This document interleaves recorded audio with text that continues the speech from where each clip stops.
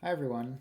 I just recently finished this book called Speaking of Pianists by Abram Chasins. I'm sorry if that appears backwards on the camera. I'm not sure if it will.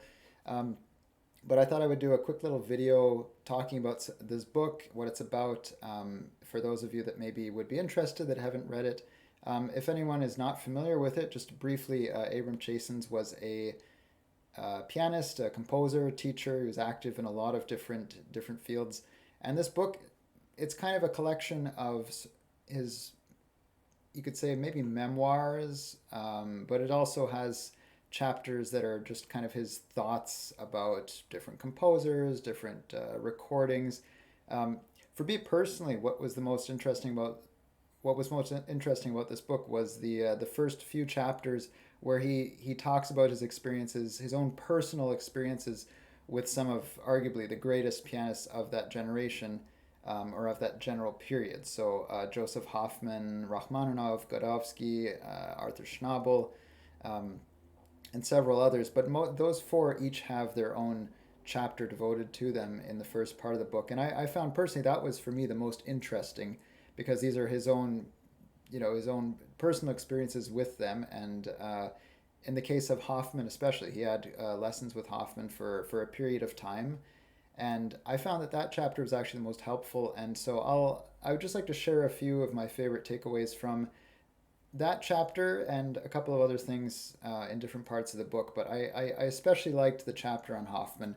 And so I'll read you here something that Hofmann said to him on their first meeting when Chasins played for him. And he said to Hofmann, I mean, you have to keep in mind, this Hofmann was basically his idol, and it was very difficult. It was very stressful for him to go and play for him. And so this was a big deal to finally get this appointment to meet with him. And he was playing for this pianist he respected so much.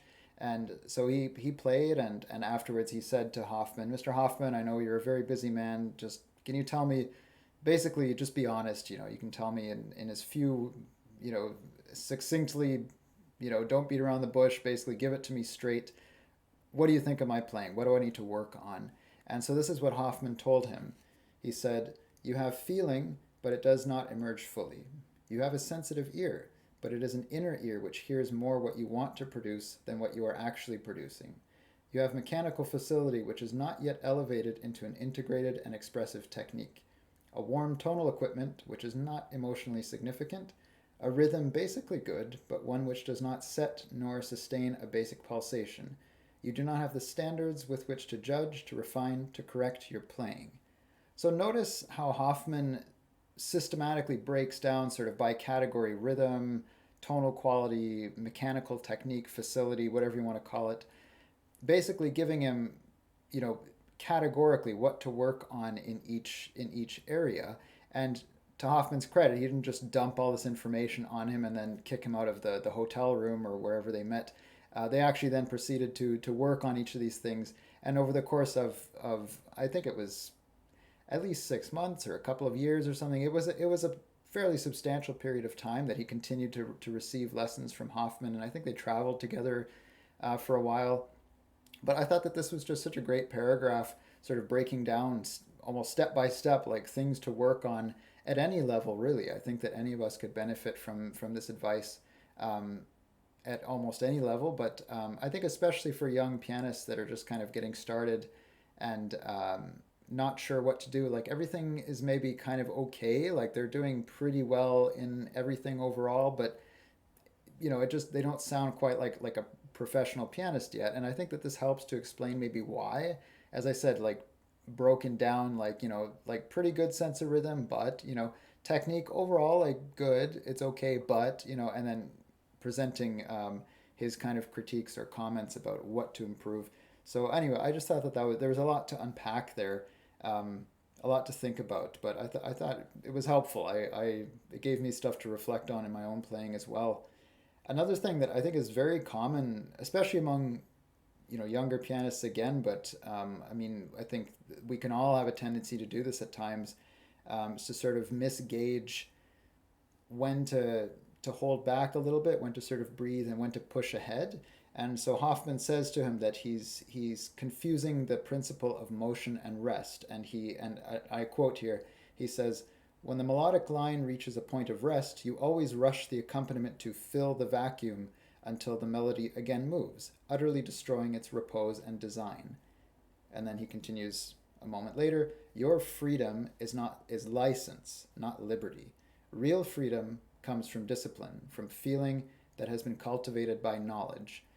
So again, something that is very relevant to all of us, I think, is keeping this in mind when a phrase needs to sort of taper off and breathe, and when it can afford to really, you know, drive on to whatever's coming next, and not confusing the two. So again, it gave me at least something to think about in my own playing as well. Um, a very actually very helpful bit of advice there. I noticed too that Hoffman, he would use a real, very almost like a Socratic kind of question and answer type of teaching. So it wasn't just him ordering at you what to do, talking at you, but it was a constant dialogue and a back and forth with the student, in this case, Chasins, um, which I really liked. And because it engages the student's mind, it gets them themselves to think about what kind of music they want to make, how they want to phrase something. So he would ask them questions to get them to say to arrive at a certain conclusion. Could be something he was trying to teach them, or just to get them at least to arrive at their own conclusion in a way, like to clarify, what are you trying to do? Like, walk me through step by step. What is your feeling about this phrase, or this cadence, or whatever it is? Like, what are you even trying to do? So getting the students to kind of think in that way. And in some cases, and I loved this, is when the student would arrive at this conclusion, they would tell him, and he would say, so you don't want to do it this way, or what would be the wrong way to do it according to what you just said? And they would say, oh, well, I should avoid doing such or such. And he would say, well, demonstrate that. Show me what you do not want to do. And then, of course, he would have them demonstrate what they do want to do. But I just loved that I think it really would help students. And as I said, all of us. I mean, you can do this on your own, of course. You don't even need to be doing it with a teacher. But just to walk through that process, and to actually do the things that, in a way, you don't want to do musically, just so that you could sort of establish those limits, the outer limits of what you would conceivably want to do with, let's say, a certain phrase. And that's something, actually, just on another note, in Neuhaus, his famous book on piano playing, he also describes this, like the dialectic method of practicing, I think he calls it, something like that. But basically, it's like trying the extremes, and then, even if it's something that you're definitely not going to actually want to do, but just trying out at least the extremes of a passage, and sort of finding your way in it that way. So Hoffman, it appears, thought in a kind of a similar way. And then a couple of other just quotes that I liked, that shows his sort of open-mindedness and his way of thinking about music. This one I thought was good. Speaking about differences of interpretation, he says, I quote, "A work of art is large enough to hold innumerable and contrasting interpretations without losing an iota of its inherent truth." So recognizing that we can have all different interpretations that can all be valid in their own way, provided that, as Hoffman elaborates later and in other parts as well, that there's some kind of logic behind it, that you've actually thought about what you're doing, and that there's kind of a consistency behind it. That's, for him, I get the feeling that was something he mentions, and it seems like quite important to him, that there's some kind of logical consistency behind what you're doing. As long as you basically you've thought about it, and you have your own kind of valid reasoning behind what you're doing, you can make a case for it, for a different interpretation. This one I thought was great as well. This actually reminded me of Pogorelic. Actually, I'm not sure how to say his name correctly. He says, "Create excitement in others through your understanding and memory of excitement. If you yourself become agitated, you become less able to communicate excitement." Again, this depends on the person. Of course, some people are able to themselves, I think, it seems like, at least, I watch them, and it seems like they themselves are very, very emotionally, engaged with the music, and they're very excited, and it comes across that way too. Whereas, of course, we've all seen performers that seem to be, maybe they themselves are really engaged, but we're not really engaged with what they're doing sound-wise. So I thought that was just something to keep in mind, that if maybe something isn't coming across quite the way that you want it to, it's worth considering that maybe you have to kind of step back in a way and evaluate what you're doing and sort of think about, if you're trying to create, in this case he's talking about an exciting sound. Well, what makes something exciting? What are the qualities of excitement? Like, why do we feel that when we listen to certain passages?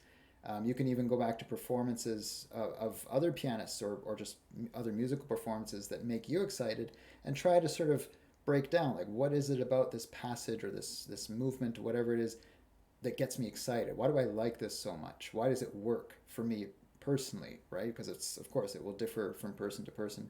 But as I said, this reminds me of something Pogorlich said in an interview, something along these lines as well, that he's sort of is in a way kind of a step removed from what he's doing at the piano, but only so that he can be better able to gauge how things are coming across to the audience.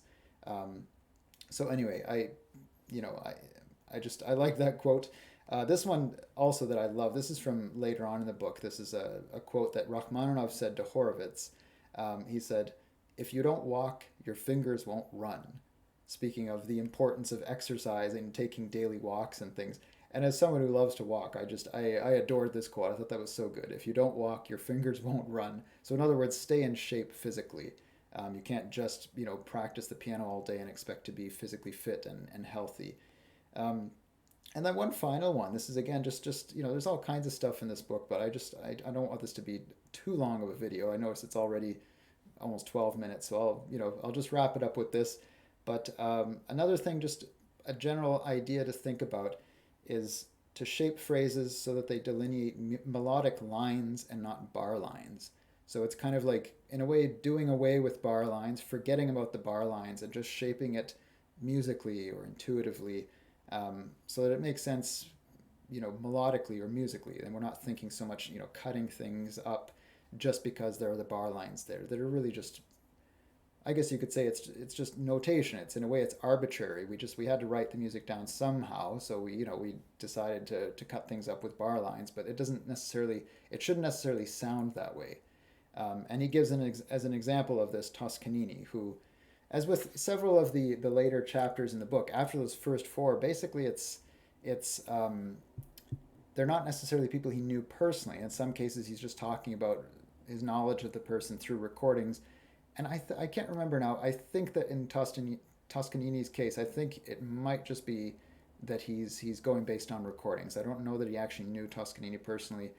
And that was one of the things that, for me personally, I guess because I've heard about this book for so many years, and I've heard, read excerpts from it and heard that some of the little stories and the anecdotes and stuff. I guess I kind of hoped that overall more of the book would be about that. Or that we'd have more of his personal experiences with a lot of these people throughout the book.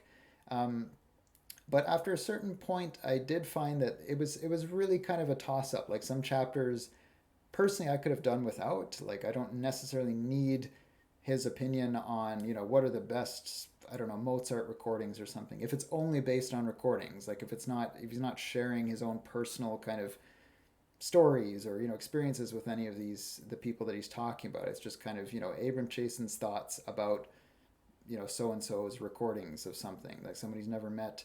I don't know, just again, personally, it's interesting in its own way. It's just to read somebody's thoughts about something, but it wasn't quite what I expected. I guess I just hoped that the book overall would be more evenly more just kind of anecdotal and personal stories and piano lore, because I love that stuff. But overall, though, it was an enjoyable read. And as I said, I think just even the first four chapters alone, I didn't even get to the ones about Rachmaninoff and Godowsky, partly because I think most of the best advice was actually in the Hofmann one, which makes sense because he spent the most time, and I think knew Hofmann the best out of the four of them, like Godowsky, Schnabel, Rachmaninoff, and Hofmann. But honestly, even just for that first chapter, I still think the book is worth having, is worth getting. I found it at a used bookstore in Toronto. It was very cheap. What was it? It was like, I think that says $4.99 Canadian. So it was a really good find. I got very lucky. But as I said, I mean, if you do find a copy of it, I still think it's worth having. If you love anything to do with the piano, as I said, piano stories, anecdotes, that kind of thing, then you'll definitely enjoy it. And there's enough, I think, musical lessons and things to think about in the book that do make it worth it. So anyway, those are just sort of some general thoughts about the book. Thank you for watching, and I'll see you all in the next video.